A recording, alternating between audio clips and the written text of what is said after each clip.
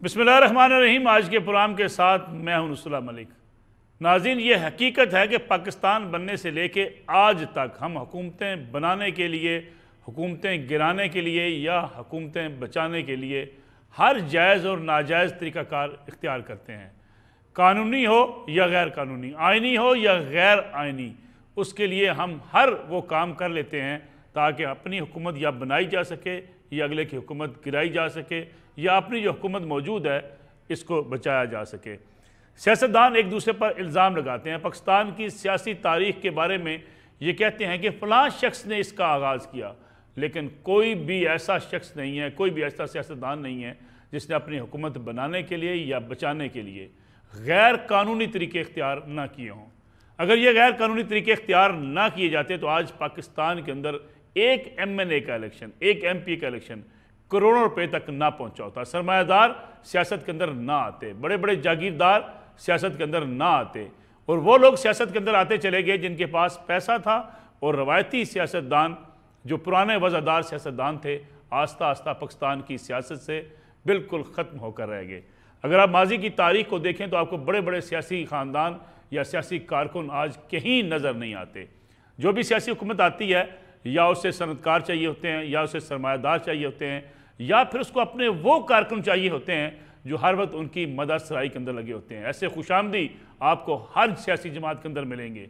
कभी कभी आपको ऐसे लोग भी मिलेंगे कि जो उन सियासतदानों के साथ उनके PA के फ़राइज़ अंजाम दिया करते थे, लेकिन जल्द ही वो अपने बॉस की खुशनुदी हासिल करके ऐसा मर्तबा पा लेते हैं कि सेनेट के अंदर, कौमी असम्बली के अंदर आपको विराजमान नज़र आते हैं।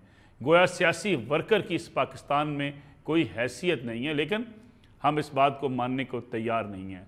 आपने बहुत कम सियासी पार्टियों के अंदर देखे होंगे कि एक सियासी कारकुन ने जिद्दोजहद की हो, वो अपने एक मकाम तक पहुंचा हो और फिर उससे कोई हुकूमती ओहदा भी दिया गया हो। ऐसी मिसालें आपको शायद कम मिलती हैं। पीपल्स पार्टी को अगर कहा जाए कि उसमें सियासी कारकुनों ने जगह बनाई तो ये बात गलत नहीं होगी। बेशक उनके मुखालफिन इस बात को माने या ना माने, लेकिन पीपल्स पार्टी के अंदर ये रवश रही कि उन्होंने सियासी कारकुनों के लिए अपने अंदर एक मकाम पैदा किया। इमरान खान साहब, अगर हम माजी की तारीख़ को पेश नज़र रख दें तो इमरान खान साहब जो दावा लेकर आए थे जब उन्होंने अपनी तहरीक इंसाफ की बुनियाद रखी थी, उस वक्त से लेके आज तक एक ही बात कहते आए कि वो कारकुनों को आगे लेकर आएंगे, इशराफिया की सियासत ख़त्म करेंगे, सरमायादारों की सियासत ख़त्म करेंगे, मुल्क के अंदर जागीरदारी के निज़ाम को वो ख़त्म करेंगे और वो अपने उन लोगों को आगे लेकर आएंगे जो दयानतदार भी होंगे और पाकिस्तान बदलने की जद्दोजहद में भी शामिल होंगे। लेकिन खान साहब ने जो तैनातियाँ की, जिन लोगों को ओहदे बांटे, उसमें से 90% कौन से लोग हैं ये आपको बखूबी अंदाज़ा है। शायद इसकी वजाहत करने की आज के प्रोग्राम के अंदर ज़रूरत नहीं है। खुसरो बुख्तियार हों, आज़म सवाती हों, एक लंबी फहरिस्त है। हत्ता कि जब सेनेट की नशिस्तें मिली पाकिस्तान तहरीक इंसाफ को, वो भी कारकुनों को छोड़ के जिन लोगों को दी गई उनके सरमाया को सामने रखते हुए, अगर वो उनके नाम भी गिनवाऊँ शायद PTI के दोस्त ना माने, लेकिन महज सरमाए के बलबोते पर वो ईवान इक़्तिदार के अंदर पहुँचे। फिर खान साहब हॉर्स ट्रेडिंग के ख़िलाफ़ एक आवाज़ उठाया करते थे। अब एक वीडियो जो आज ऑडियो सामने आई है, इस पर PTI का बड़ा वजह मौक़िफ़ हो सकता है। फवाद चौधरी साहब कहते हैं कि ये मुख्तलिफ़ पीसेस को जोड़ के ऑडियो बनाई गई है, ये किसी हैकर ने नहीं बनाई, जहाँ पे इसको एडिट किया है हमें उसका भी पता है, लेकिन ना खान साहब ये बताने को तैयार हैं कि कहाँ पे ये एडिट हो रही है, और ना खान साहब ये बताने को तैयार हैं कि जो 4 अफराद उनके कत्ल को करने में मुलवस हो सकते हैं, जिनकी ख्वाहिश हो सकती है, जिनकी प्लानिंग हो सकती है, उनके नाम क्या हैं, क्योंकि कौम को मुख्तलिफ़ बयानियों के पीछे, मुख्तलिफ़ चालों के पीछे लगा दिया जाता है। खान साहब ने अपने इस ऑडियो के अंदर इकरार भी किया कि मैं भी चालें चल रहा हूँ, और ये बेशक टुकड़ों में ऑडियो हो, लेकिन इससे आपको पाकिस्तान की सियासत का पता चलता है। खान साहब अपनी हुकूमत बचाने के लिए भी मेम्बरान को ख़रीदने को तैयार थे, उनके मुखालफिन भी इस बात पर तैयार थे या जिन पर इल्ज़ाम लगता है कि उन्होंने ख़रीदे। लेकिन एक बात मैं चश्मदीद गवाह भी हूँ बहुत से ऐसे वाक़यात का कि सियासतदान अपनी हुकूमत बनाने के लिए हर तरीक़ाकार इख्तियार कर लेता है, और हर से मुराद यह है कि कोई इखलाकी जवाज़ नहीं होता, कोई कानूनी जवाज़ नहीं होता, कोई आइनी जवाज़ नहीं होता, लेकिन उसे अपनी हुकूमत बनानी होती है या बचानी होती है। खान साहब तब्दीली की अलामत बनकर आए थे। अगर बलूचिस्तान खान साहब को याद करवाया जाए तो शायद खान साहब को याद ना हो कि उन्होंने सलीम मांडवी वाला को कहा कि वोट देने के लिए कहा कि हमने अपने वोट बाप पार्टी के हवाले कर दिए, वो पीपल्स पार्टी को दे दें। गोया आवाम को या कारकुनों को बेवकूफ़ बनाने का बड़ा बेहतरीन रास्ता था। खान साहब वहाँ भी जिनके बारे में आज कहते हैं मैं कभी हाथ नहीं मिलाऊंगा, उनको अपने सेनेट के वोट भी दे डाले थे। फिर बलूचिस्तान की हुकूमत कैसे गिराएगी, चौधरी सरवर साहब पंजाब के अंदर कैसे मुंतखब हुए, किस तरीके से वोट जो है वो ख़रीदे गए पंजाब के अंदर, ये भी एक लंबी तारीख है। लेकिन आज चूँकि बात करेंगे हम उसी ऑडियो लीक के हवाले से जो ताज़ा तरीन आई है कि इमरान खान साहब 5 अरकान को ख़रीद चुके थे और वो इस बात पे मुतमिन थे कि कुछ भी हो हम ये बाजी जीतने में कामयाब हो सकते हैं। ये ऑडियो लीक्स क्या वाकई हमारी सियासत का असली रुख सामने ला रही हैं? क्या जो मुत्तकी और परहेजगार बनने के दावे बने फिरते हैं पस पर्दा वो क्या करते हैं? क्या ये वाकई ऐसा ही है कि कौम इस बात को समझ पाएगी कि जिस तरीके से सियासतदान चालें चलते हैं कभी अवाम भी अपनी चालें चलेगी? इस पर भी बात करेंगे आज के प्रोग्राम के अंदर।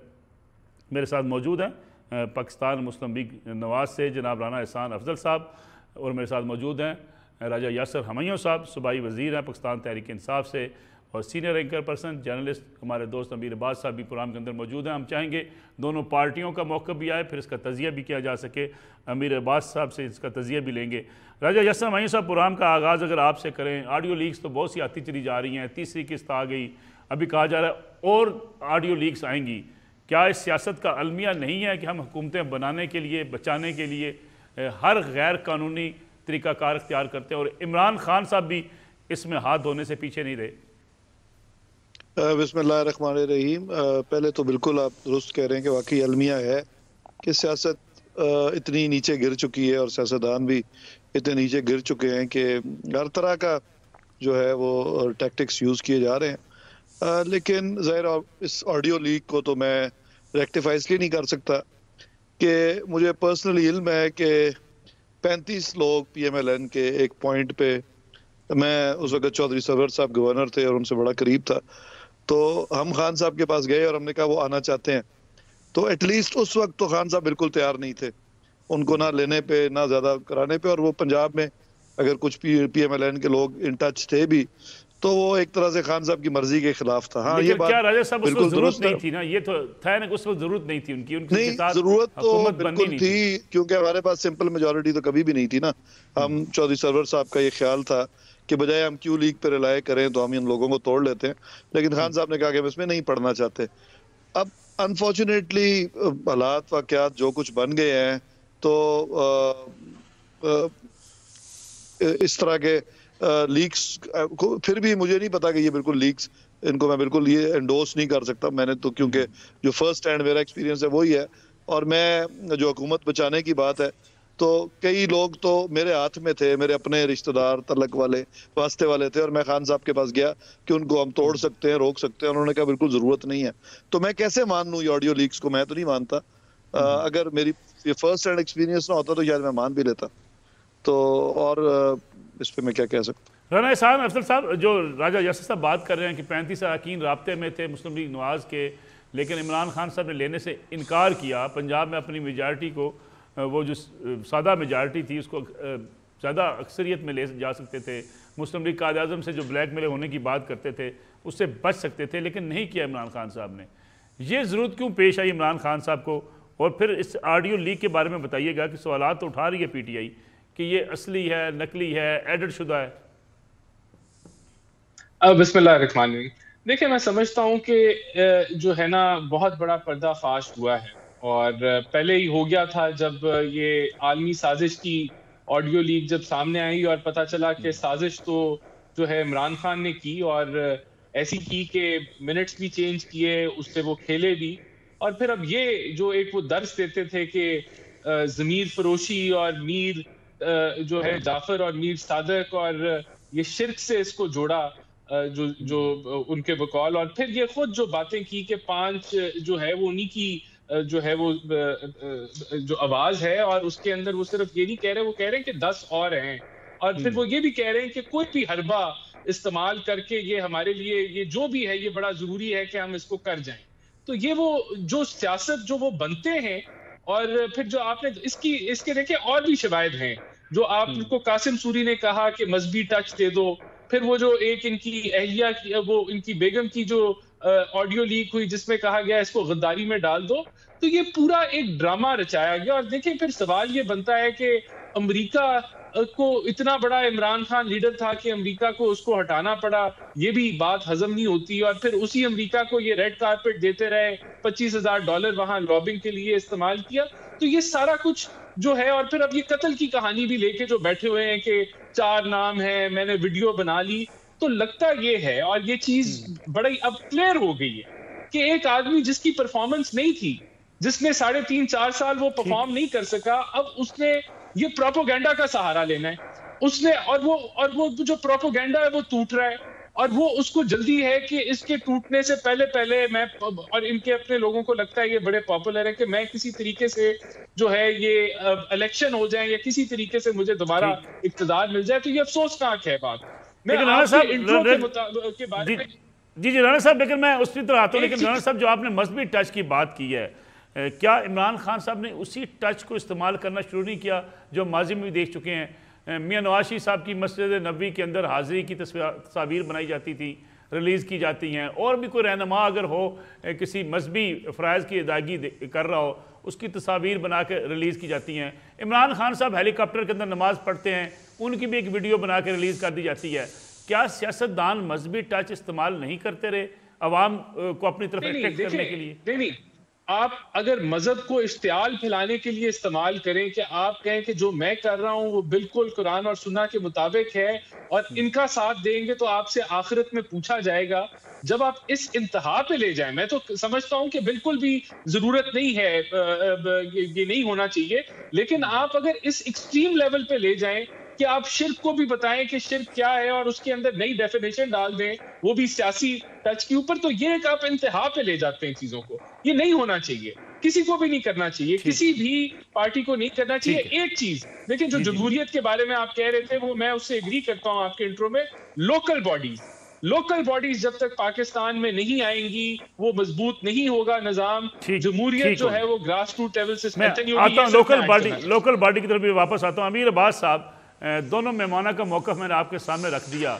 इमरान खान साहब, इस ऑडियो लीक में नया क्या है? क्या पाकिस्तान की सियासत इसी चीज़ के इर्द गिर्द नहीं घूमती?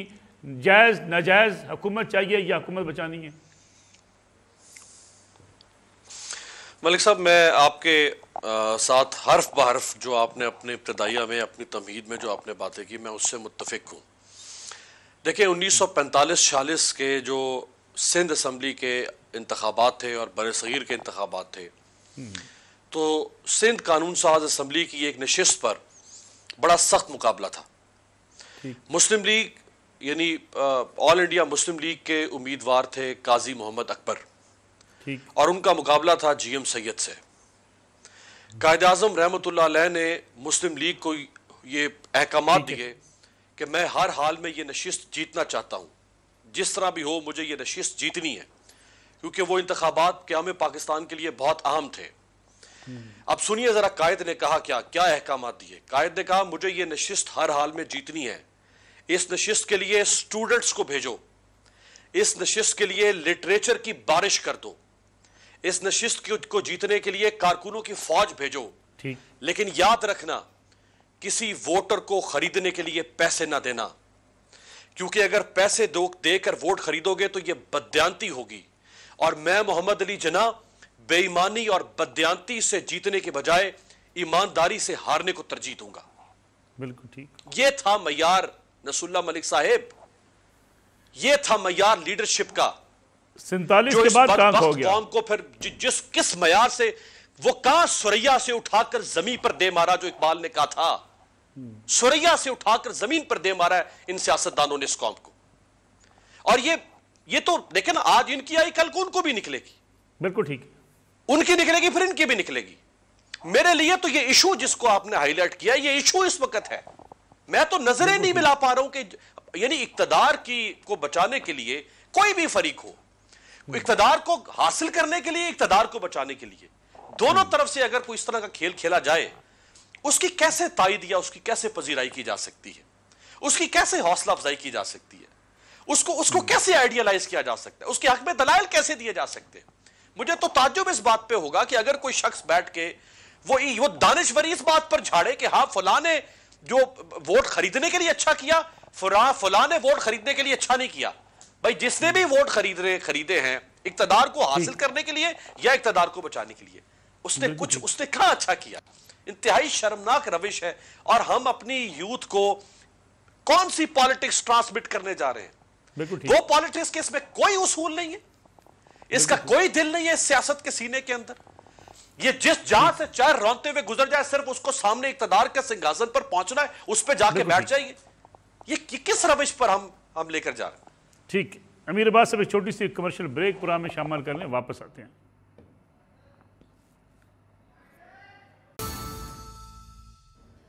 प्रोग्राम एक बार फिर खुश आमदेद। राजा यासर मयूं साहब, ये बताइएगा कि पाकिस्तान तहरीक इंसाफ खुद क्लियर नहीं है, लॉन्ग मार्च भी करना चाहती है, हुकूमत गिराना भी चाहती है, असम्बलियों में वापस जाने के लिए अदालतों से रजू भी करती है, ये क्या वजह है?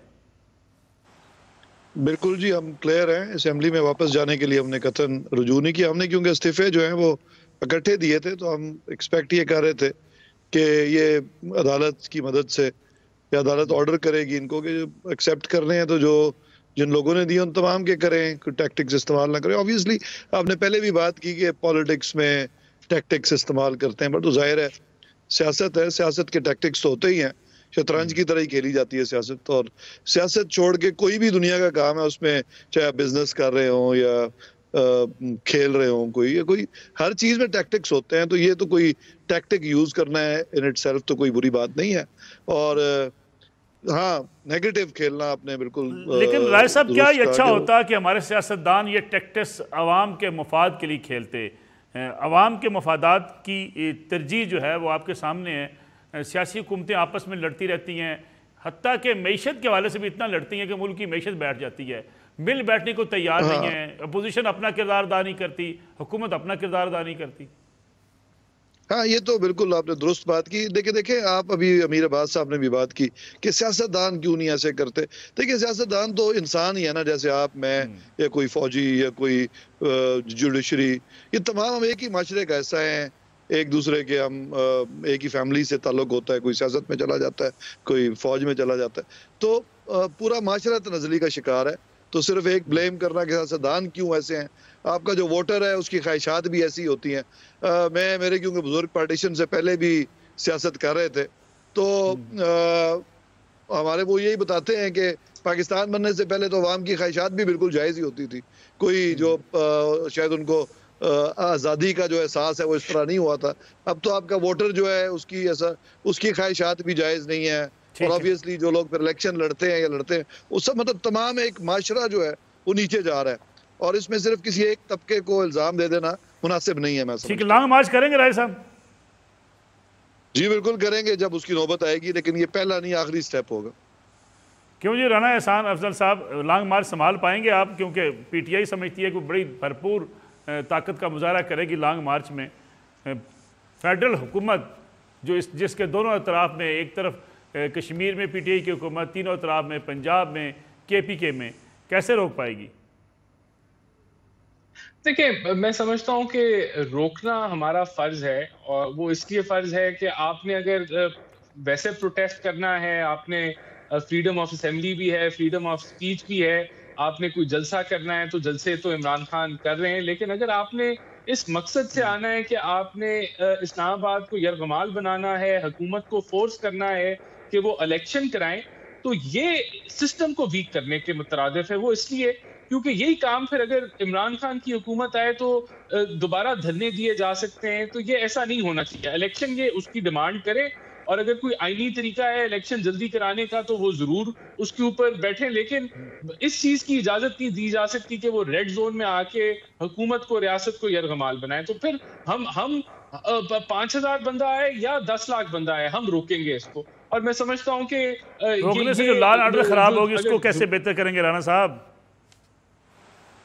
देखिए, अब ये चैलेंज है, इस चीज की रियलाइजेशन इमरान खान को भी होनी चाहिए है कि तसादुम ना हो। और यही वजह है कि हम भी अपने कारकुनों को बुला सकते हैं उस दिन, लेकिन ऐसी कोई हम कोशिश नहीं कर रहे, या हमारी ऐसी सोच नहीं है कि ये तसादुम हो। हम तो इनको मना कर रहे हैं कि ये ऐसे मत करें। और जो आईनी मुद्दत है इलेक्शन की, जो अगस्त 2023 तक की है, उसके ऊपर इलेक्शन हो जाएगा। 10 माह तो रह गए, इनको क्या मिल जाएगा अगर 2 माह पहले इलेक्शन हो जाए या 3 माह पहले इलेक्शन हो जाए। और दूसरा जो मेन चीज है मलिक साहब, वो ये है कि आज आपके जो ओवरऑल रिजर्व्स हैं वो $13.5 अरब पे हैं, जो स्टेट बैंक के रिजर्व्स हैं वो 8 अरब से नीचे हैं।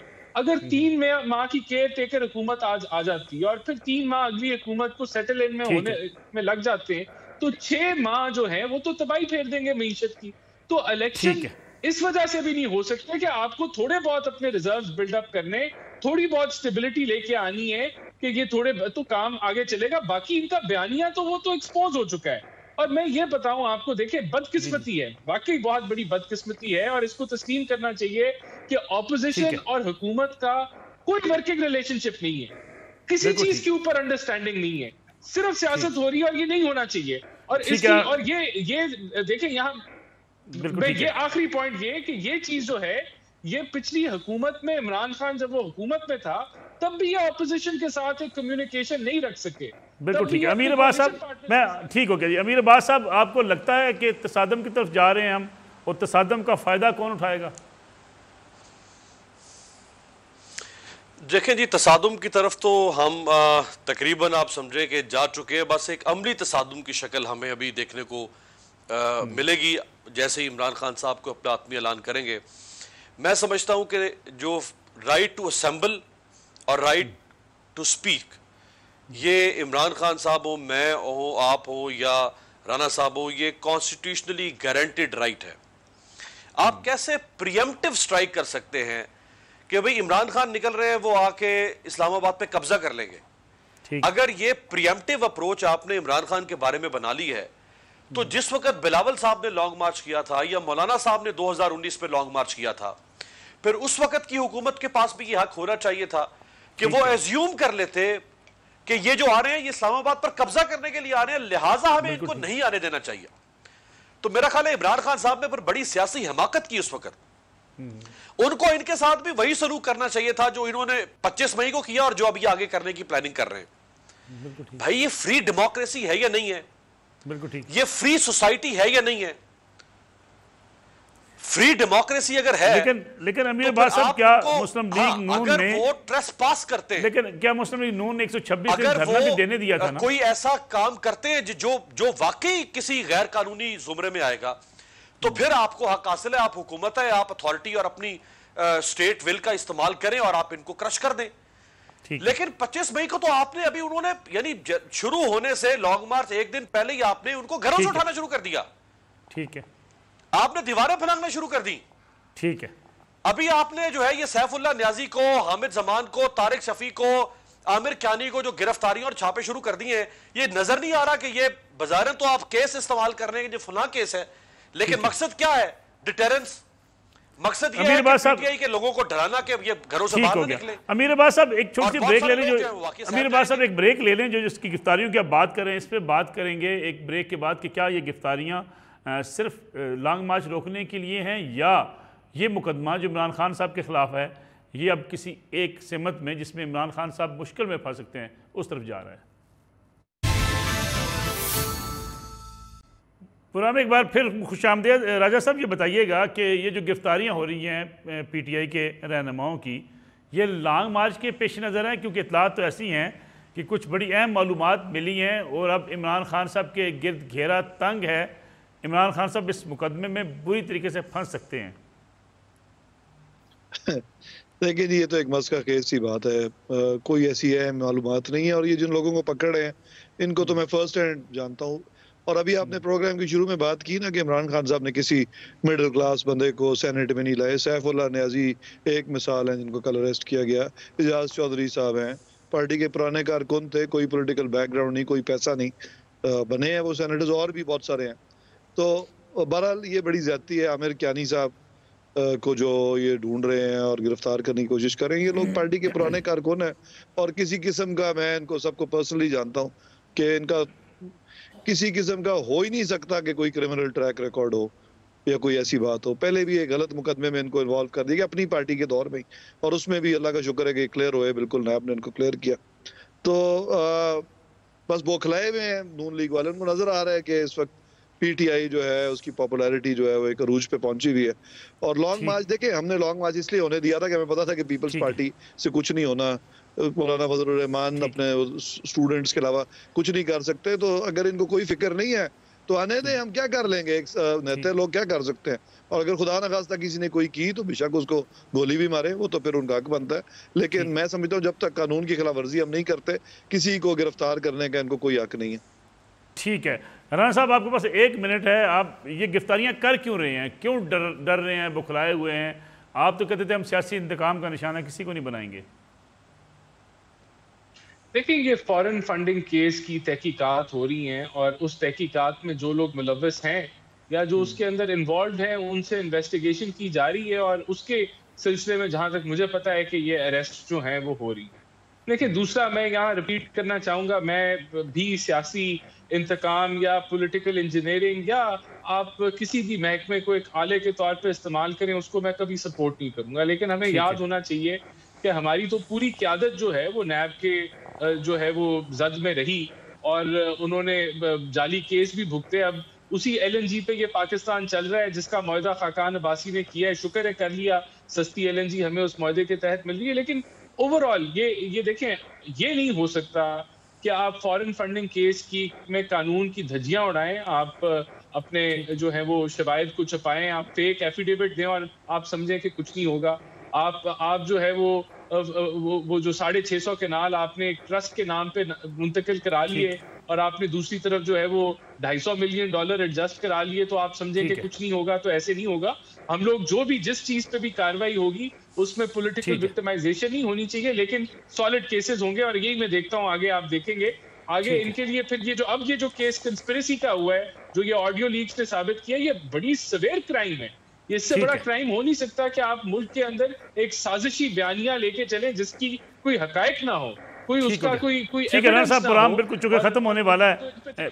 जी अमीर अब्बास साहब, इमरान खान साहब गिरफ्तार होने वाले हैं? जी, पूरी कोशिश है और पहली कोशिश तो यह है राणा साहब की कि इमरान खान साहब को बनी गाला में नजरबंद कर दिया जाए। अगर और पुलिस को, यानी इस्लामाबाद पुलिस को ऑलमोस्ट ये मैसेज कन्वे कर दिया गया है कि बस आप हमारे फैसले का या हमारे हुक्म का इंतजार करेंगे, जैसे ही हमारी तरफ से हुक्म आएगा इस्लामाबाद पुलिस एक्शन में आ जाएगी। जो कि आसान नहीं है क्योंकि इमरान खान साहब मुस्तकिल तौर पे बनी गाला नहीं है, वो ट्रैवल कर रहे हैं, आप देख रहे हैं। और जैसे ही उनको लगेगा शायद वो बनी गाला छोड़ दें। दूसरी कोशिश ये है कि जैसे ही इमरान खान लॉन्ग मार्च के साथ आएंगे और वो रवात के पास अगर टी चौक जिसको कहते हैं वहां पहुंचते हैं तो वहां इमरान खान साहब को गिरफ्तार कर लिया जाए, जो कि आसान नहीं होगा। तीसरा यह है कि अगर वो पेशावर वाली तरफ से आते हैं तो तरनौल पे उनको रोक के वहां गिरफ्तार कर लिया जाए, वो भी आसान नहीं होगा। अब ना तो इस्लामाबाद पंजाब में उनको गिरफ्तार किया जा सकता है, ना KPK में, और इस्लामाबाद में भी उनके साथ FC की सिक्योरिटी भी है, गिलगित की भी है, KPK की भी है और पंजाब की सिक्योरिटी भी है, और उनके अपने भी एक बड़ी तादाद में वर्कर्स वहाँ बनी गाला मौजूद होते हैं। मेरा नहीं ख्याल कि इमरान खान साहब को गिरफ्तार करना इतना आसान होगा। अगर ये कोशिश करते हैं तो उसका एक और खतरनाक पहलू ये हो सकता है कि लोग सड़कों पर आ सकते हैं, रिटेलिएट कर सकते हैं, रिएक्ट कर सकते हैं। ये अगर उस ऑप्शन पर जाएंगे तो ये और ज़्यादा डेमोक्रेसी को फ्रजाइल करेंगे। अगर कोई जेन्युइन केस है इमरान खान के खिलाफ, बिल्कुल चलाएं। अगर उन्होंने करप्शन किया, बिल्कुल चलाएं। ठीक है। और आपके पास ये 6 महीने पूरे हो गए इस हुकूमत के पास, आपने इमरान खान के खिलाफ केसेस को आगे प्रोसीड करवाना था। अगर आप नहीं कर सके तो ये आपका फेलियर है, लेकिन आप अगर उनके डेमोक्रेटिक राइट को कोहर्सिवली क्रश करने की कोशिश करेंगे, उसमें आप कभी भी कामयाब नहीं। दुरुस्त नहीं। राना एहसान अफसर साहब का बहुत शुक्रिया, राजा रजा मैय्यर साहब और अमीर अब्बास हमारे साथ मौजूद है। नाज़रीन, आज का प्रोग्राम था, इंशाअल्लाह कल आपकी खिदमत में दोबारा हाजिर होंगी। इजाज़त दीजिए, अल्लाह हाफ़िज़।